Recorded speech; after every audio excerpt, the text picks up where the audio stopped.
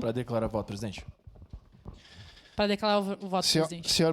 Senhor presidente, nobres pares, eu queria aqui saudar também o meu querido colega, ex-colega Velocino, pela presença, né?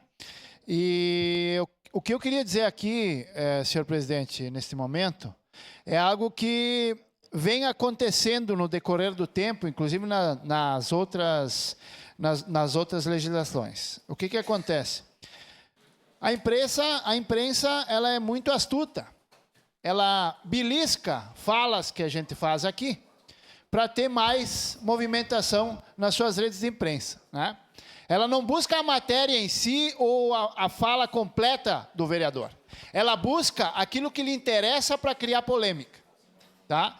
Então eu quero deixar claro aqui, porque amanhã é bem capaz do Jornal Pioneiro, os demais meios de imprensa, dizer, a direita na Câmara está rachada, porque o vereador Fantinel votou a favor, a vereadora Daiane e o vereador Capitão Ramon votaram contrários. Bom, eu quero deixar bem claro aqui que eu sou completamente de acordo com o que o vereador Ramon falou, sou completamente de acordo com o que a vereadora Daiane falou, mas eu fui colocado aqui por agricultores.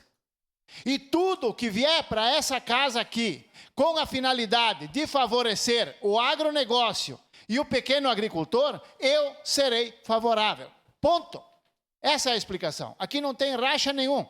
Significa que eu represento uma parte da sociedade. Aquela parte da sociedade precisa que a festa da uva e a festa das colheitas aconteça.